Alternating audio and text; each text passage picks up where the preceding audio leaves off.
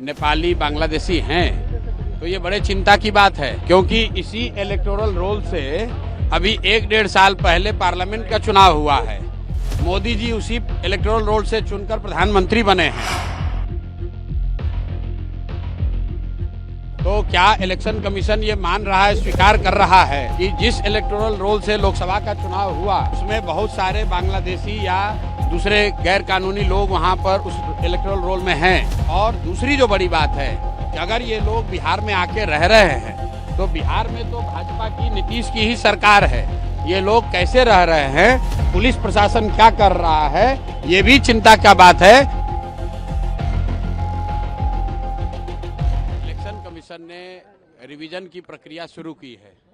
अगर वो बता रहे हैं कि इसमें नेपाली बांग्लादेशी हैं तो ये बड़े चिंता की बात है, क्योंकि इसी इलेक्टोरल रोल से अभी 1-1.5 साल पहले पार्लियामेंट का चुनाव हुआ है। मोदी जी उसी इलेक्टोरल रोल से चुनकर प्रधानमंत्री बने हैं। तो क्या इलेक्शन कमीशन ये मान रहा है, स्वीकार कर रहा है कि जिस इलेक्टोरल रोल से लोकसभा का चुनाव हुआ उसमें बहुत सारे बांग्लादेशी या दूसरे गैर कानूनी लोग वहां पर उस इलेक्टोरल रोल में हैं।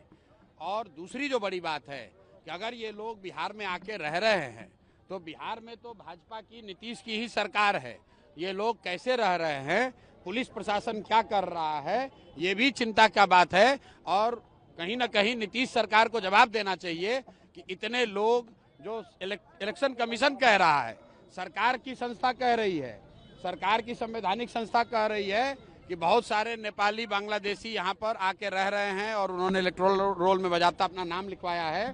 तो नीतीश सरकार को जवाब देना चाहिए कि ऐसे लोगों को बिहार में आकर रहने का, यहाँ के सुविधाओं का फायदा उठाने का, यहाँ वोट देने का अधिकार उनकी सरकार के रहते कैसे संभव हो पाया है। ने आरोप लगाया है कि जो सुप्रीम कोर्ट का आदेश था उसको इलेक्शन कमीशन फॉलो नहीं कर रहा है। देखिए, तेजस्वी यादव क्या कह रहे हैं, नहीं कर रहे हैं, उसका कोई बहुत महत्व नहीं है। महत्व इस बात का है कि इलेक्शन कमीशन अगर इलेक्शन लिस्ट को, इलेक्टोरल रूल को, लिस्ट को ठीक कर रहा है तो उनकी ये जिम्मेवारी है कि हर वो नागरिक जो 18 साल से ज़्यादा उम्र का है और उसके पास वोट देने की योग्यता है, उसको वोट देने का अधिकार मिलना चाहिए, उसका नाम नहीं काटा जाना चाहिए।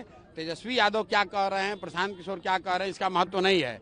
महत्व इस बात का है कि जो भी वोट देने की योग्यता रखता है उसको वोट देने का अधिकार होना चाहिए, उसको वोट देने का मौका देना चाहिए। सम्राट चौधरी ने कहा है कि बिहार में लॉ एंड ऑर्डर की स्थिति बिल्कुल ठीक है, आपसी मतभेद के कारण ये हत्याएं हो रही है। सम्राट चौधरी, लॉ एंड ऑर्डर पर सम्राट चौधरी का बोलना ऐसे ही है जैसे मैं क्वांटम फिजिक्स पे अगर कुछ बोलने लगूं। भाई, सम्राट चौधरी को लॉ एंड ऑर्डर का क्या समझ है?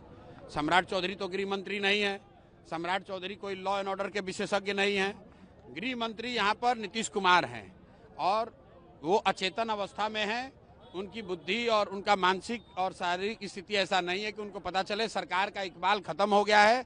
जिसको जो मन आ रहा है वो कर रहा है। पूरे सरकार को 3-4 अधिकारी और 4-5 उगाही मंत्री चला रहे हैं, इसीलिए पूरे बिहार में ये दुर्दशा की स्थिति है।